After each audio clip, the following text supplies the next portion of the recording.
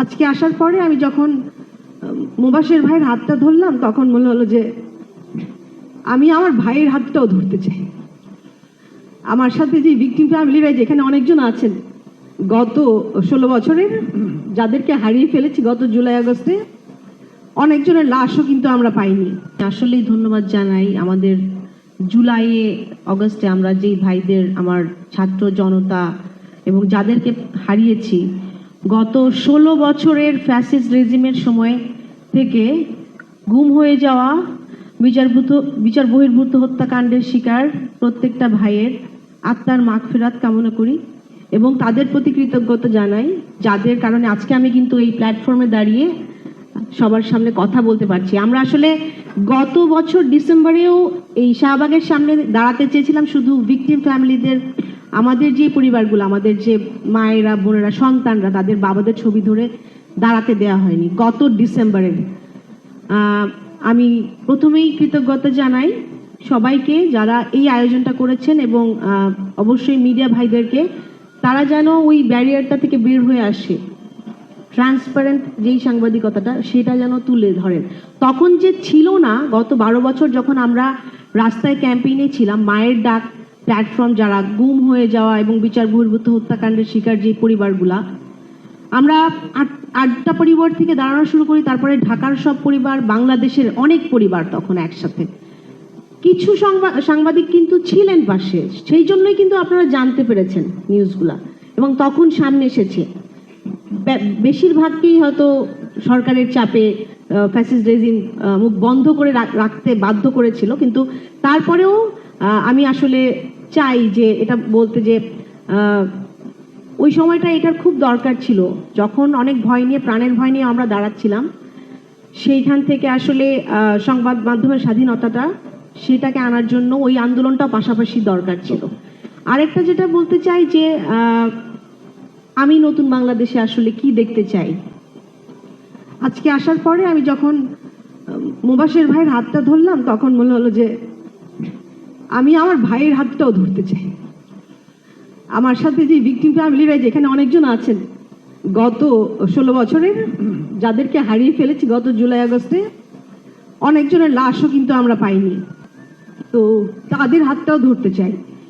এমন একটা বাংলাদেশ আসলে দেখতে চাই যেখানে আইন প্রয়োগকারী সংস্থাগুলা, প্রত্যেকটা আইন প্রয়োগকারী সংস্থা, ডিজিএফআই বলেন, র্যাব, ডিবি, পুলিশ অ্যান্ড যেই হোক সেটা, তাদের একটা standard operating system, SOP define করা দরকার। তারা নাগরিকের নিরাপত্তার নামে তাদের এখতিয়ার কতটুকু যাবে, কতটুকু কোন কাস্টডিতে, কতটুকু বিচারের আওতায় তারা নাগরিকদেরকে নিতে পারবেন, ইলিগাল কাস্টডিতে নেওয়ার পর্যন্ত যতটুকু অবৈধ প্র্যাকটিস, সেইটা বন্ধ করার জন্য আমার মনে হয় প্রত্যেকটা সংস্থার এই স্ট্যান্ডার্ড অপারেটিং সিস্টেম, যেটা এসওপিটা ডিফাইন করা খুবই জরুরি। যদি আমি বাংলাদেশকে, আমরা যে বাংলাদেশ দেখতে চাই, এই যে গত 1600 হচ্ছে গুম কমিশনে আবেদন জমা পড়েছে, গুম হয়ে যাওয়া ভাই, 4000 ছিল এক্সট্রা জুডিশিয়াল কিলিং, আর জুলাইয়ের আমাদের যে ভাইদেরকে আরো এক্সট্রা জুডিশিয়াল কিলিং করা হলো অ্যাপ্রক্সিমেট 2000। হ্যাঁ, 7000-এরও বেশি যেই মানুষগুলার প্রাণের বিনিময়ে আমরা যেই বাংলাদেশটা দেখতে চাই, সেই বাংলাদেশটাতে আসলে এখনকার একটা খুব তর্জমা দেখতে পাচ্ছি আমরা, যে আওয়ামী লীগকে অবৈধ না করা হোক, মাঠে আসতে দেয়া হোক, আওয়ামী লীগকে, আওয়ামী অপশক্তিকে আগে বিচারের আওতায় আনতে হবে, আগে বিচার হবে, প্রতিটা হত্যার, প্রতিটা গুমের বিচার হবে, বিচার হওয়ার প্রক্রিয়াটা ট্রান্সপারেন্ট হতে হবে। আমাদের প্রত্যেকটা ভিকটিম ফ্যামিলির, প্রত্যেকটা পরিবারের ক্ষেত্র থেকে, সেই ক্ষেত্রে ন্যায় বিচার প্রতিষ্ঠা হওয়ার পরে আমার জনগণ, আমার দেশের জনগণ, যেই 6 কোটি তরুণের গ্রাফিতি আপনারা দেয়ালে দেয়ালে দেখেন, যেই বাংলাদেশ তারা দেখতে যায়, আমরা যদি সেইখানে নিতে পারি বাংলাদেশ, তাহলে আমরা কথা বলতে যাব আদৌ আওয়ামী লীগ আসবে কি আসবে না।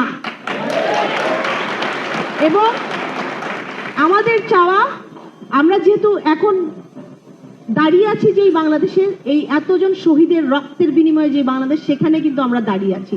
প্রথম ও প্রধান দায়িত্ব এই বিচারটা, ন্যায় বিচারটা আসলে আদায় করে নেওয়া, এবং সেইখান থেকে আমরা আসলে আমাদের যে বিচারিক প্রক্রিয়াগুলা, যেমন গুমের ক্ষেত্রে আইনটা এখনো খসড়া রয়ে গেছে, সেটা কিন্তু এখনো আসেনি, কেউ মামলা করতে পারছে না।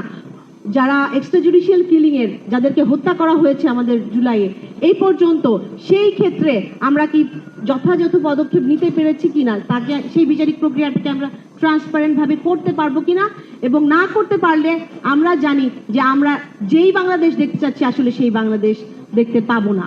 আমাদের সবার তরফ থেকে আসলে এইটাই চাওয়া যে নতুন বাংলাদেশে আসলে আমার যেই ভাইদেরকে আমরা হারিয়ে ফেলেছি আর তাদের প্রতি শ্রদ্ধা রাখি এবং তাদের সাথে শ্রদ্ধা রেখেই এগিয়ে যাই, যারা আমাদেরকে এগিয়ে নিয়ে যাচ্ছে তাদেরকে যে সফল হতে সাহায্য করি।